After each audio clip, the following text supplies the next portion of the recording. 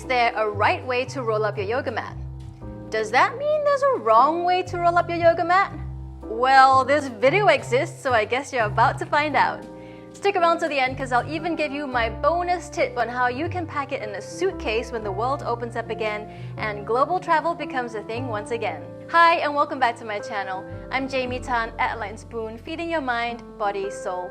As an executive producer in one of the world's top creative agencies and a wellness coach helping high achievers go from exhausted to energized, on this channel I bring together both my worlds so you get nerdy tips like today to help you squeeze more goodness out of your busy day, and other times you'll get nutrition and lifestyle design videos, all tools to help you stress less yet accomplish more. So hit that like button and subscribe if you want more like this. So I am a huge Manduka Yoga Mat fan. Well, I like the Lifeform mat too, to the point where I've done I think like 3 reviews on all of these yoga mats. Like seriously, they weren't even sponsored or paid for, I'm just a fan. I'll put a link up there so you can go check them out and nerd out too if that's your thing too. Okay, time out. This is future me now editing this video and then realizing I forgot to tell you that all of the links to the yoga mats and products that I tell you about are all linked in the description below. They are affiliate links, and if you are based in Europe, I do have a 10% discount code, especially for Manduka. That link as well is in the description below. Okay, now back to the video. How do I roll up my Manduka yoga mat? And actually, it's how I like to roll up any yoga mat really, and I'll explain why. Typically, this is how one usually rolls up a yoga mat, right?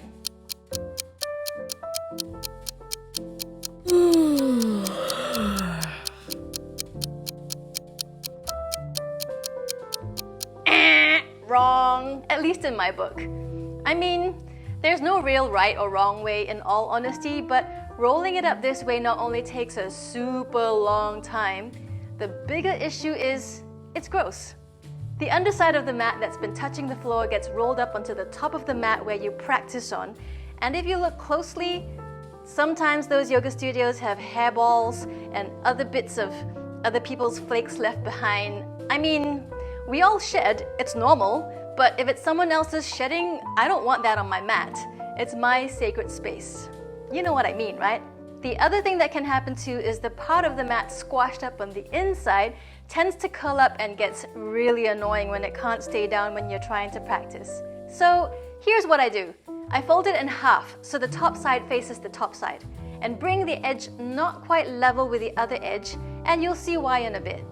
From here, I roll it up in literally half the time it would take to roll the mat up, like how most people would think to do it.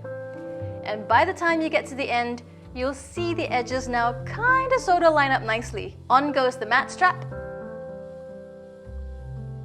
And voila! I've done this on my Manduka Pro Light now for a decade now, maybe slightly more than a decade now, and you'll see a crease line across the mat, but this is like 10 years now, and it doesn't affect the grip, texture, or durability.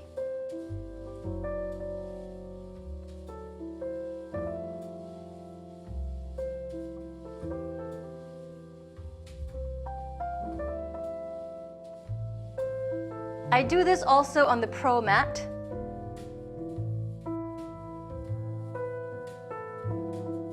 And this works too on the GRP mat. The GRP Adapt is pretty thick and heavy, and this is the only Manduka mat I don't roll up this way because it's just ridiculously huge otherwise. But it's not my favorite mat at all. It squeaks too much, and I talk about it a lot more in this video if you want to go check it out. So to be honest, I don't really care since this is the one I don't use as much. Okay, time for the disclaimer. This is not the way any mat manufacturer would recommend rolling their mats, including Manduka too, I'd imagine.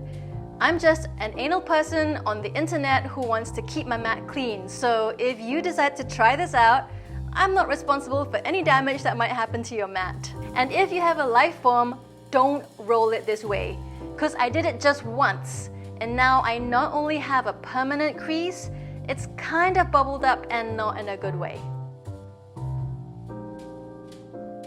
How do you roll your yoga mat? Is this a method you might want to try out too? Or is how I do it just completely too anal for you? Let me know in the comments below. And on your way there, why don't you go on and smash that like button and subscribe to my channel too. Okay, so you stuck around till here, so you're looking for my bonus travel tip. In this video where I talked about how I fold my Manduka Pro Light mat a certain way whenever I travel, I got a number of questions in the comment section. So I thought, why don't I just make a video about it, so if anyone else asks, I can just point them here to this video. So if you are here now because present me had the foresight to send future you here, hey, this bonus tip was made just for you. Corny, sorry. So in that video, I mentioned how when I travel either for work or to yoga retreats and bring my Pro Light yoga mat with me, well, actually even the Eco Super Light, I always fold the mat up to pack flat in my suitcase, kind of like this.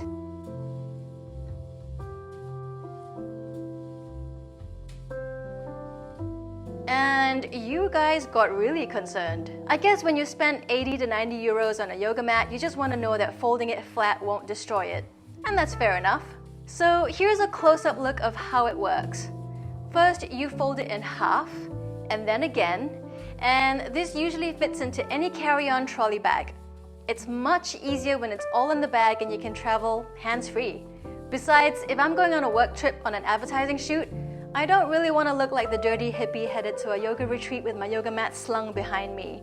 I mean, if that's you, you do you, it's all good. So the mat's only ever folded like this in my suitcase anywhere between 4 hours to 30 hours, depending how far away I'm going. But when I arrive at my destination and unpack, I unfold it, then roll it back up again using the anal roll-up method I showed you before.